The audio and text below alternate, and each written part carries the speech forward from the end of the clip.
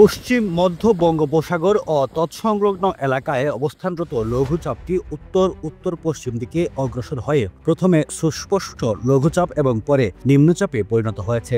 এটি আরও ঘনীভূত হয়ে গভীর নিম্নচাপে পরিণত হতে পারে।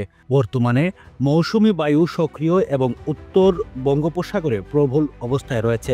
এছাড়া আগামী 5 দিন দেশের বিভিন্ন স্থানে মাঝারি ধরনের ভারী বর্ষণ হতে পারে বলে জানিয়েছে বাংলাদেশ আবহাওয়া অধিদপ্তর।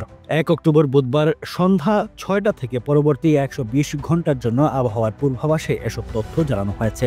আবহাওয়াবিদ মোহাম্মদ হাফিজুর রহমান স্বাক্ষরিত বিজ্ঞপ্তিতে বলা হয়, বুধবার সন্ধ্যা 6টা থেকে পরবর্তী 24 ঘন্টা রংপুর, রাজশাহী, ময়মনসিংহ, ঢাকা, খুলনা, বরিশাল, চট্টগ্রাম ও সিলেট বিভাগের অধিকাংশ জায়গায় অস্থায়ীভাবে দমকা হাওয়া সহ হালকা থেকে মাঝারি ধরনের বৃষ্টি অথবা বজ্রসহ বৃষ্টি হতে পারে। সেই সঙ্গে সারা দেশের কোথাও কোথাও ভারী থেকে অতি ভারী বর্ষণ হতে পারে। সারা দেশে দিনের তাপমাত্রা 2 থেকে 3 ডিগ্রি সেলসিয়াস কমতে পারে এবং রাতের তাপমাত্রা সামান্য কমতে পারে।